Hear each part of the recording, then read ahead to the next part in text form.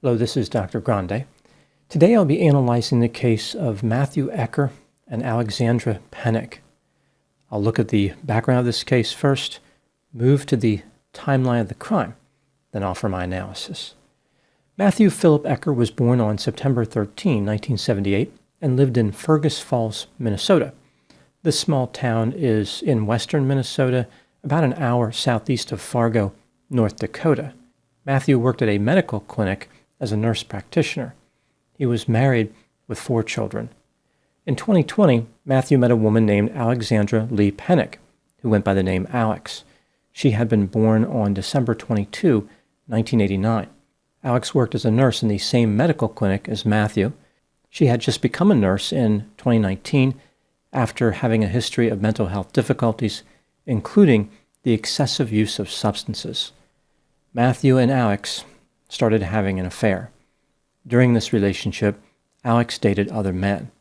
Unfortunately, Alex was unable or unwilling to maintain her sobriety and could not maintain steady employment. She moved to Arizona, where, based on court records, she ran into some problems with the law. In March 2022, she was charged with extreme DUI. In Arizona, this crime carries a mandatory sentence of 30 days in jail for the first offense. The court records reflect a plea bargain, but the nature of the agreement is not specified. After this, a failure to appear was recorded in early December 2022. It looks like the case was settled, but then Alex failed to pay her fines, and her license was suspended. Whatever happened in Arizona, Alex decided to leave the state. Matthew flew there in August 2022, rented a truck, and helped Alex move back to Minnesota. She lived in an apartment at 260 East 5th Street in St. Paul, Minnesota, 186 miles southeast of Fergus Falls, where Matthew lived. Now moving to the timeline of the crime. On December 16, 2022, at 2:50 a.m., 44-year-old Matthew Ecker called 911 and reported that Alex Pennig had used a firearm on herself 4 minutes earlier. The police arrived a few minutes later, and Matthew greeted them in the lobby of the apartment building. He took them to Alex's apartment. Here is what the police found during the course of their investigation. 32-year-old Alex was on the bathroom floor dead from a single gunshot wound to the head. She was on her back, there was a pistol on her chest, and her left hand was on top of the gun. Her blood was all over the bathroom, but the blood was dry. This seemed unusual considering how, according to Matthew, the shooting had occurred not that long ago. The bathroom door had damage to it consistent with somebody forcing it open when it was locked. Here is what Matthew told the police. On the previous day, December 15, Alex called him because she was having difficulty with another boyfriend named Shane Anderson. She accused Shane of attacking her and breaking a light fixture. Shane had a key to her apartment, which caused Alex to be fearful. Matthew drove from Fergus Falls to St. Paul to protect Alex from Shane. This trip takes about 2 hours and 45 minutes, so this was a substantial commitment on the part of Matthew. He arrived at her apartment at about 2 p.m. In a backpack he was carrying, Matthew had a semi-automatic pistol. This was legal because he had a permit. The pistol did not have a cartridge in the chamber. On the night of December 15, Matthew and Alex visited a bar. After that, they went to a second bar, where they learned that Shane Anderson was at a bar called Camp Bar and Cabaret on Robert Street, about a half mile from Alex's apartment. They went to this bar and found Shane with another woman. Alex and Matthew confronted Shane. This was captured on video surveillance. Matthew was in between Shane and Alex when Shane punched him in the face. This action resulted in Shane being kicked out of the bar. Matthew and Alex remained there for another 45 minutes before returning to Alex's apartment. When they entered the apartment, Alex made an unusual move. Again, this is all according to Matthew. She reached in Matthew's backpack and grabbed his pistol. Alex then walked backward toward the bathroom while threatening to use the weapon on herself.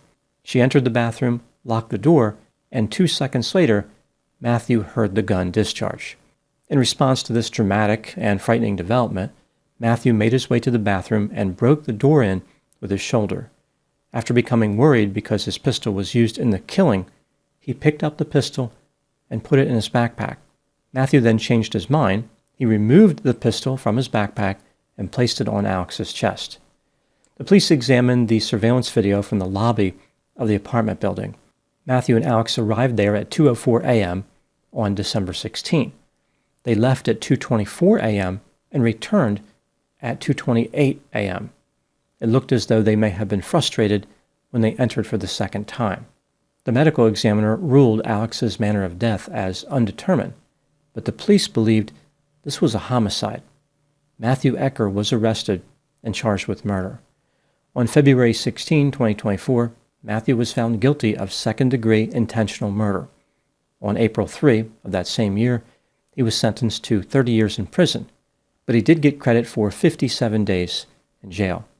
His anticipated release date is February 8, 2044, so he could be out in 20 years. Now moving to my analysis. Matthew Ecker maintains his innocence, and he has a few supporters. They argue that Alex is the one who pulled the trigger. Matthew would never do something like this. The state, of course, disagrees. Even though he did not have a clear motive, the physical evidence points to Matthew. This brings me to the question, was Matthew guilty of murder? Let's take a look at the evidence both for and against the idea that he was guilty, starting with the inculpatory factors.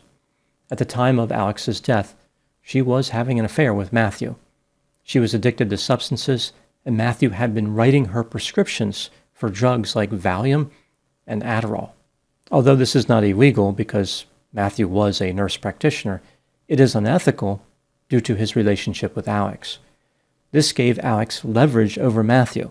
She may have threatened to report him. Text messages indicated that Alex was demanding about getting the drugs. She was not shy about contacting Matthew and making her wishes clear. In addition to supplying Alex with drugs, Matthew was helping her pay her rent. This makes it seem like they were in some type of sugar daddy relationship. On the night of the killing, Matthew had been in a physical confrontation with another one of Alex's lovers. Matthew was the victim, but this still demonstrates how tensions were running high. Matthew appeared to be focused on protecting Alex and being with Alex. When they returned to the apartment building the second time, it looked as though they may have been frustrated or even arguing. Matthew offered different versions about how the shooting occurred. In one version, Alex grabbed the gun and ran to the bathroom instead of walking backward.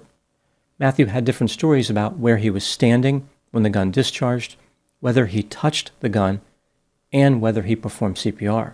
Matthew was an emergency room nurse practitioner, yet in one version of his story, he did not perform CPR. He told the police that he did not know what to do. Matthew claimed that he tried to stop Alex's bleeding, but his hands were clean. He told the police that, prior to calling 911, he washed his hands with soap.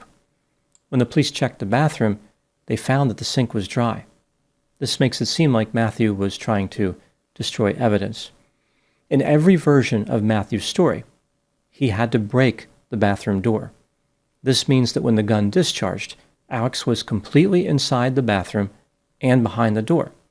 This is inconsistent with the way she was found by first responders. She was on her back with her head pointed away from the door and her feet near the door frame. Her right foot was on the inside of the door and her left foot was on the outside. Why would her feet be straddling the bathroom door if it was closed when she fell to the floor? This makes it seem like the door was open when the gun discharged. If that was the case, why was the lock broken? Furthermore, first responders found the latch collar from the doorknob under Alex's head. The latch collar is a component of a doorknob that sits near the striker plate. It's attached to the door, but it presses near the striker plate when the door is closed. This suggests the door was broken before Alex landed on the floor. There were other circumstances of the shooting that did not seem likely. For example, Alex had a gunshot wound to the left side of her head, but she was right-handed. The firearm used to kill Alex belonged to Matthew. Under his story, Alex cycled the action before she fired the weapon. This would have been necessary to fire the weapon because Matthew did not keep a round in the chamber. Alex was not familiar with firearms. How many people in her situation would realize that they had to cycle the action in order to make the weapon ready to fire. Matthew claimed that he taught Alex how to use the weapon, but why would he do that? Did he plan on leaving the gun with her? This does not make any sense. Matthew admitted that he moved the weapon after the shooting. He put it in his backpack before placing it on Alex's chest. If this is true, what was he going to do with the gun if he didn't put it back? Was he going to run away from the scene and try to cover up the fact that he was there? If this isn't true, this means he never had to pick the gun up in the first place because he pulled the trigger. There was no blood spatter at all on Matthew. However, the door could have been between him and Alex when he fired, like he reached his hand around and pulled the trigger. Moving to the exculpatory factors, Alex struggled with mental health symptoms, including substance use. She suffered from depression and had tried to bring an end to her own life on prior occasions. 2 days before her death, she wrote text messages to Matthew indicating she was isolated and not optimistic about the future. She wrote, quote, "I am not very hopeful at the moment about life," unquote. Alex was intoxicated at the time of her death. Her blood alcohol content was nearly 3 times the legal limit for driving in Minnesota, and she had 4 prescription medications in her system. The latch collar could have ended up under Alex's head due to Matthew rendering assistance, like he moved her head on top of the latch collar. Gunshot residue was found on Alex's left hand, and her DNA was on the pistol. There was no gunshot residue on Matthew's hands. When considering all the evidence in this case, do I believe that Matthew was guilty of murder? Yes, he was guilty beyond a reasonable doubt. I believe the door latch was broken before the weapon discharged, and I find it very difficult to believe that Alex knew how to cycle a semi-automatic pistol. What do I think happened in this case? This is just a theory, my opinion. Alex had a history of substance use. However, at one point, she managed to turn her life around. She was a nurse when she met Matthew. They started having an affair. Alex knew that Matthew was married and had 4 children, but she did not care. After dating for a while, Alex returned to substance use. She lost a few jobs and found herself in bad shape financially. Matthew was desperate to maintain his romantic relationship with Alex and gave her everything that she wanted. He wrote her prescriptions and gave her money for rent. Both of them were being manipulative. Alex was using Matthew, and he was using her.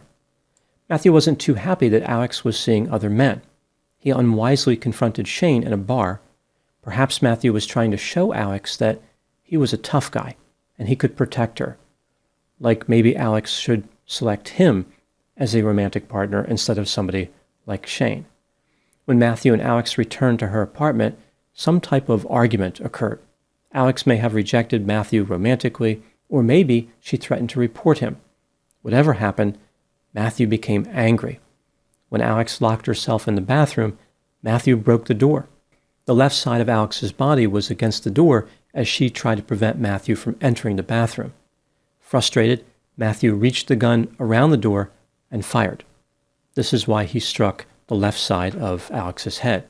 This was not ideal for Matthew. From his perspective, a person trying to get away from murder, he would have been better off shooting her in the right side of the head because she was right-handed. After murdering Alex, Matthew had to figure out what to do. His first inclination was to run away, but then he realized the police would easily connect him to the murder. He was captured on video at the bar. He was captured on video in the lobby of the apartment building. There was really no way that Matthew could deny he was there when the gun discharged. Matthew decided to go in a different direction. He pretended that Alex fired the fatal shot. This was really his only choice. A series of mistakes were made on Matthew's part, which led to his conviction. He could not keep his story straight. It never occurred to him that the latch collar was missing, and he failed to move Alex's left foot to the inside of the door. Matthew was unable to escape the consequences of his behavior. His bathroom brawl, bizarre backpack ballet, and baffling bathroom blunders bound him to a bleak life behind bars. Those are my thoughts in the case of Matthew Ecker and Alex Pennig. Thank you so much for watching. I'll talk to you soon. This is yet another case that covers how miserable life must be when a person is addicted to substances. Alex was using alcohol excessively. She was using prescription medications, which were obtained unethically. She had these different boyfriends, some of whom may have had difficulties with anger. This was not a happy life. This was a depressing existence. What I find particularly interesting in this case is how Alex beat the addiction, at least for a while. She became a nurse, which is a good job. She worked at a nice facility. She had a steady income. Yet the alcohol made its way back into her life. Even being free of it, she decided to go back. This is something that's remarkably common. People find ordinary life, like working life, to be boring. Substance users want to return to the time where alcohol was taking away their pain and making life feel better. Alex descended back into her prior ways. She went back to her old ways, and life was once again miserable. Probably right away, she realized why she moved away from that in the first place. So here we see wherever Alex was, it wasn't good enough. When she was using alcohol, that wasn't good enough. So she became a nurse. As a nurse, that wasn't good enough. So she returned to alcohol. She wasn't really trying something different. She was going back to something that was quite familiar.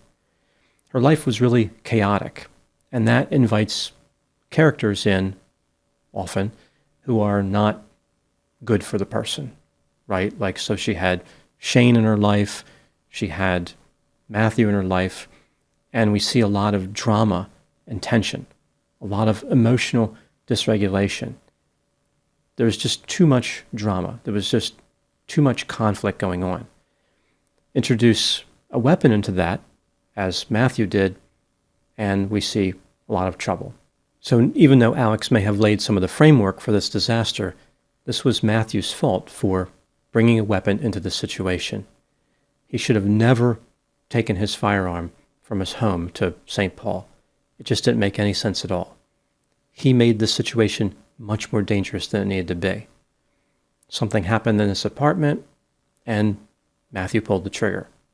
So this was murder. There are defenses that can be offered, and one can understand that romance is difficult to manage sometimes, but there was no excuse to bring that weapon, and there was no excuse to use it. Alex was a victim in this case. She had victimized herself with alcohol, but then she became Matthew's victim in the end.